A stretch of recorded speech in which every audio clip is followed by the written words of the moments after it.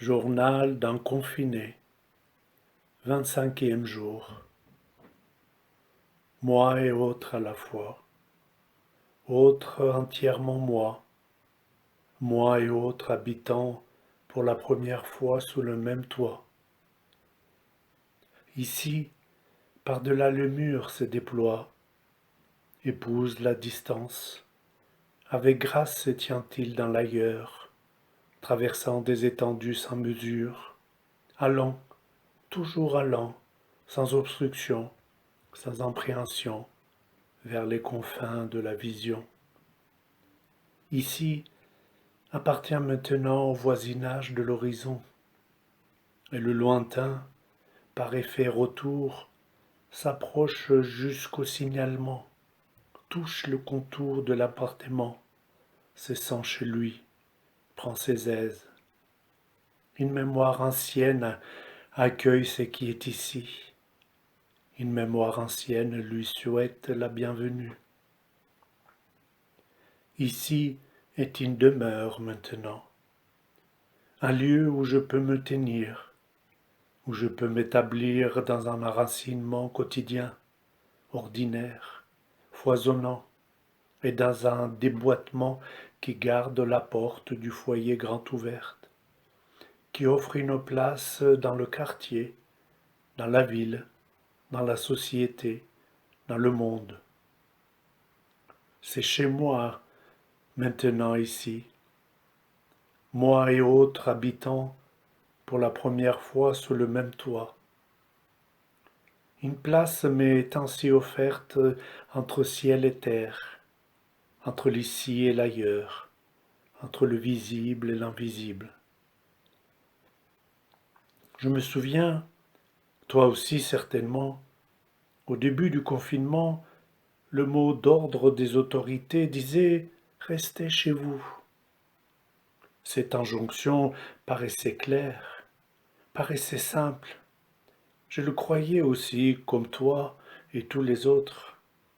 Mais au fil des heures, au fil des jours et des semaines, je me suis rendu compte qu'il n'y avait aucune évidence dans le fait de rester chez soi.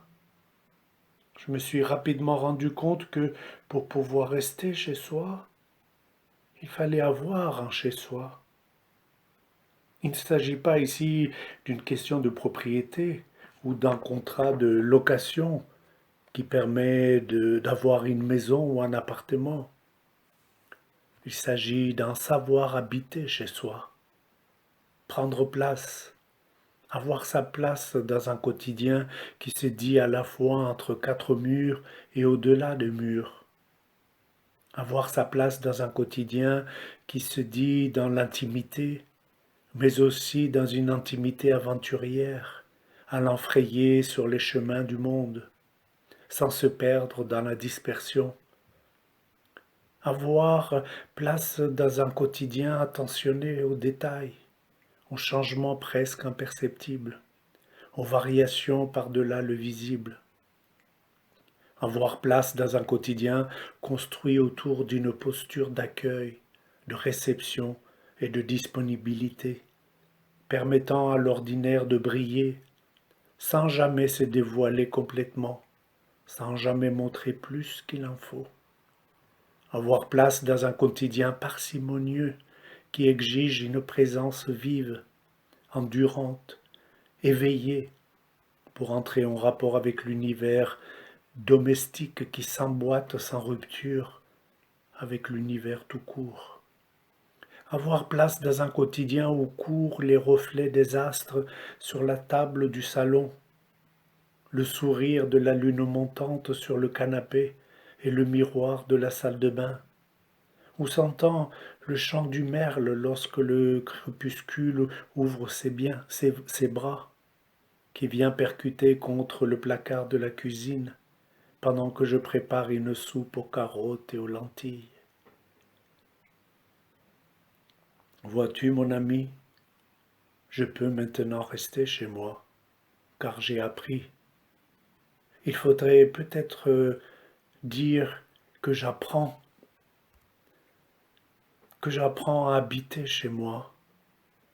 Grâce à cet apprentissage, une demeure s'offre et être entièrement peut avoir lieu. Avoir lieu. Oui, avoir lieu. Sans lieu, il n'y a pas de possibilité d'être. Seulement être dans l'illusion d'une existence qu'il faut remplir d'artifices, parce que ce bel édifice s'écroulera. Le mien, le tien et celui de tous les autres s'est écroulé depuis le confinement. Notre édifice, notre bel édifice s'est écroulé.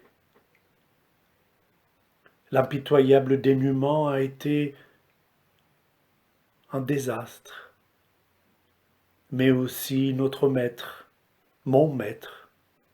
C'est lui qui a fini par m'offrir un foyer. C'est lui qui m'a mis en rapport avec le mouvement de la profonde articulation, celle qui s'appuie sur ma respiration et tisse une toile de souffle jusqu'aux confins du connu, jusqu'à l'accueil de l'inconnu. Le temps qui est le mien maintenant est celui du printemps qui vaillamment prend place en poussant l'hiver finissant.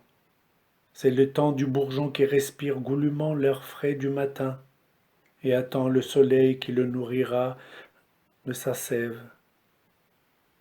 C'est le temps de la fleur de l'arbre en bas de chez moi, juste en face du lycée déserté par les lycéens, qui brille et se fane en même temps, dans un fragile équilibre entre apparition et disparition. C'est le temps qui est le mien, maintenant derrière la fenêtre, étant dedans et dehors, respirant dans un même mouvement l'air encore endormi de l'appartement et l'air vif du matin. C'est le temps où je me tiens entre la vie et la mort, où vivre peut s'arrêter à tout moment, où mourir est tout autour de moi, en moi, où vivre s'offre à moi dans sa miraculeuse beauté.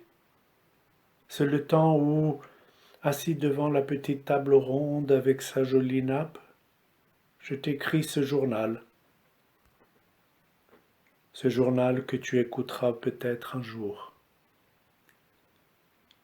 Je ne sais pas si tu es là, si tu seras un jour là pour écouter tous ces mots qui viennent à moi. Quel chemin parcourt-il jusqu'à chez moi, jusqu'à n'en faire qu'un avec mon sang? Quel chemin ai-je parcouru pour pouvoir accueillir tous ces mots, pour pouvoir les entendre au moi, pour soutenir le regard jusqu'à l'acheminement de la pensée qui s'unit avec chaque phrase et m'offre la possibilité d'être, de pleinement être, apprenant, grandissant, me dépouillant grâce à cette épreuve qui me traverse de part en part. Je feuillette les pages du vieux cahier rempli de mon écriture malhabile, toujours hésitante, calligraphiant les lettres avec un geste d'enfant, un geste frêle et joyeux. Une écriture qui, depuis le début, ne brusque pas les lettres. Elle ne les précède pas, elle les suit. Une écriture qui est presque une dictée, d'une dispensation énigmatique ayant choisi ma main pour venir. Cette main qui tient le crayon qui n'est plus aussi grand, mais toujours aussi vaillant, aussi bienveillant avec les lettres, avec toutes les lettres, mais aussi avec les signes de ponctuation, avec les espaces entre deux lettres, deux mots, deux phrases, avec des espaces qui séparent et relient à la fois, formant un récit nourri de silence, où l'absence reste toujours reliée à la source, et où la présence célèbre l'avènement, et en même temps ce qui ne vient pas, ce qui ne doit pas venir. Il n'y a plus beaucoup de pages blanches dans le cahier. Je ne sais pas si cette écriture se prolongera-t-elle après, avec un autre cahier. Peut-être pas. Peut-être qu'après, peut-être qu'après le dernier mot écrit sur la dernière page du cahier, le silence suffira à dire. Peut-être que lorsque le crayon ne tiendra plus dans ma main, il deviendra oiseau et parlera la langue des nuages et celle du grand ciel bleu.